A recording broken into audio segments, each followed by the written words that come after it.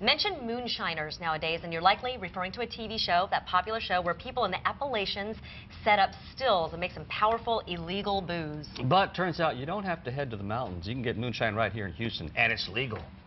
Hey, girl. Yeah, I got a little bit. Maybe you know the reality show Moonshine. Got a couple in. Well, now know the reality. Here, and the water flow is what cools the spirit, the finished spirit coming out. Moonshine made right here in Houston. Moonshine is nothing more than an illegally produced spirit. Except this is the legal kind, produced by brothers Travis and Chris Whitmire, who set up Whitmire's Distilling Company several years ago. They say it was the first legal distillery built in Houston since Prohibition.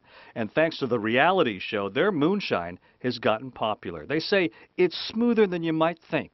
The high sugar content, the cane sugar kind of gives it almost a tequila hint to it, but not really, overpowering. Here's their still, which was made in Kentucky, where they know a thing or two about stills.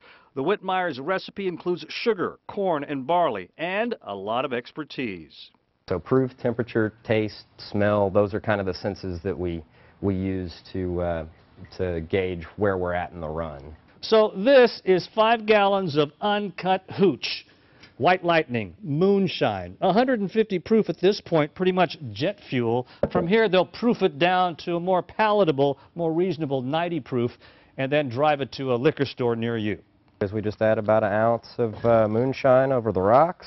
They say their moonshine is good for everything from margaritas to Bloody Marys. It's delicious. We'll just have to take his word on that. The Whitmires also produce whiskey and vodka, but when it comes to moonshine, and they say, do not try this at home.